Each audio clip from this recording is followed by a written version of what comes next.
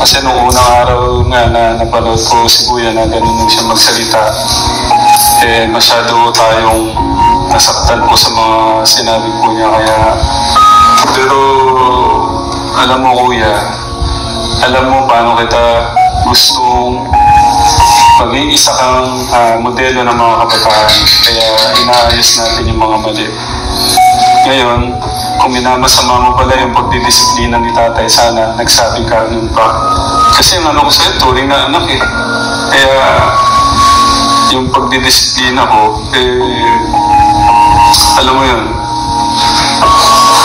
sa mga kategram natin dyan, nanay at tatay, alam ko naiintindihan po yung ano ko. Pero ginawa ko lang yun sa tingin ko na tama. Niningin ko yung gabay ng ating Diyos para magabayan kayo o madisiplina kayo ng maayos.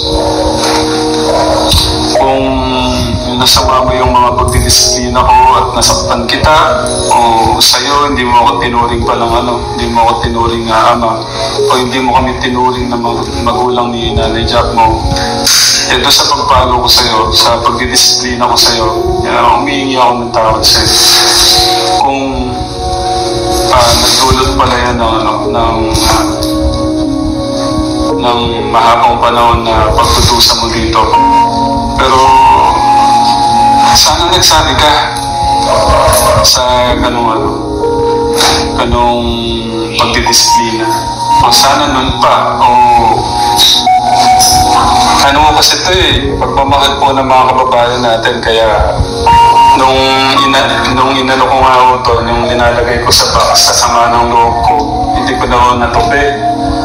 Sabi ko kanina, kay Kuya August, patawag kay Ate May pa, ayusin natin yung pagmamahal ng mga kababayan natin.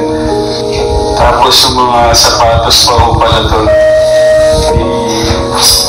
Ito hindi pa ito talaga nagamit eh. Kaya dahil po dito.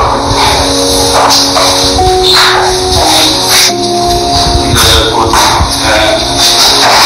Mga hindi po nagamit.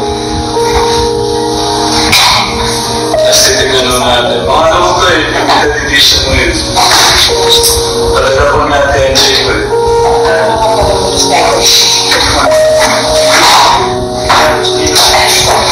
Tapos ito yung isang artist.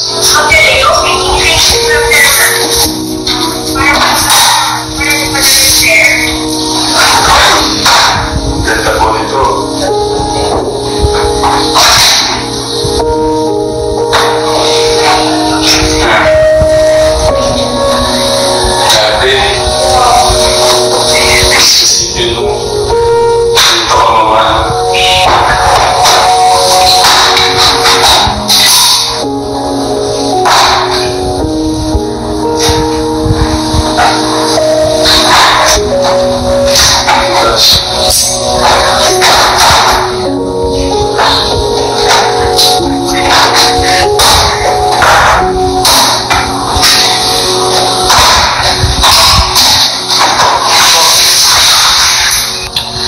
Yan, sa mga telegram po natin, maraming salamat po ulit ha. Especially sa mga nagpadala po na to, yung mga nagpagod, yung iba sinasabi, inuulit ko, bawas daw po nila to.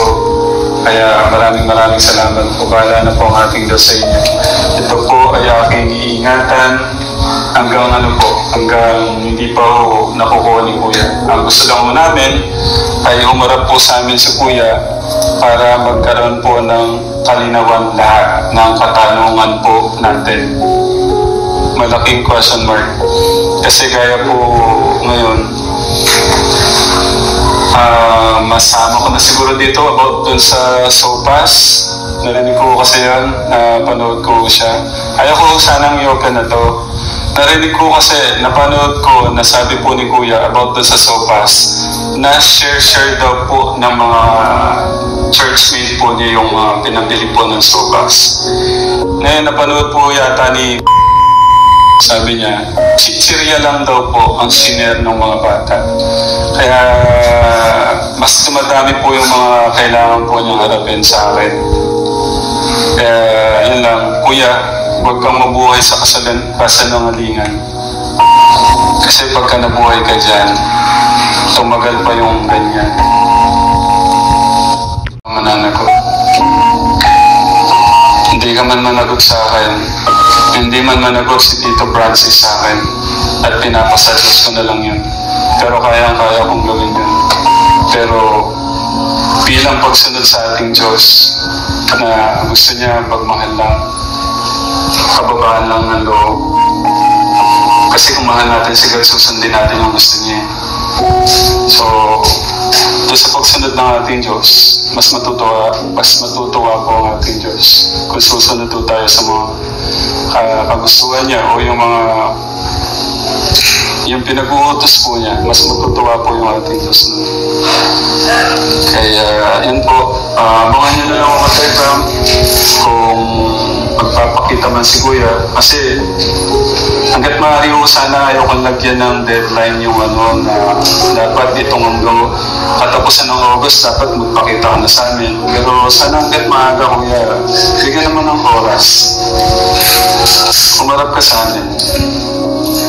Kasi sabi mo nga, hindi mo kami tinuring na magulang mo, kaya hindi na mangyayari yun. Para sa iyo pala, content lang. Ang sakit nun. Parang sobrang sakit lang na sinabi mo. Imagine, 5 years. Kumari yung isang taon, isipin mo na lang yung 5 years, isang taon nakatutok yung camera sa'yo. Yung 4 years, paano kita inalagaan? Hindi lang ako. Kami lahat. Paano ka namin minahal? Paano ka namin binispeto, minahal, tinrata dito? Alam mo yan. Kaya, mas magkakaroon ng linaw to pag umarap ka sa amin. Okay? Kasi, gaya nung nangyari, yun nga, parang nalungkot lang din ako dahil yung parang medyo bumabalik na yung yung mga inaayos ko. Yung nalulungkot yung puso ko, parang yung batang inaayos ko, nawala na talaga. Patuloy pa rin kita ipag-pray ko yun. Basta lang, kung gusto mo ng kapayapaan sa puso mo, Kuya, kung gusto mo talagang tunay na kapayapaan, sinasabi lang sa iyo ang tunay na kapayapaan na yung ating Diyos, yung kasama siya. So, yun lang po, Telegram.